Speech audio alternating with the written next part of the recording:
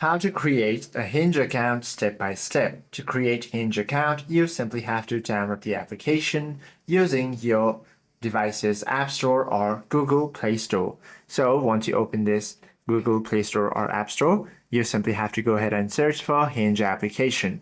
Once you find it, go ahead and download it. However, this application is not yet available within my country, but if it is in yours, you simply have to download it and then proceed to launch the application once the download is completed. Now, once you open the application, you can select either phone number or continue with Facebook option.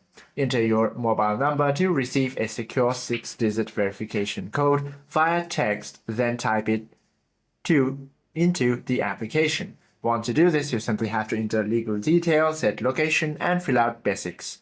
Now you simply have to upload photos and prompts and also configure the preferences and verify your dating preferences. Once you do this, you should be able to enjoy the application.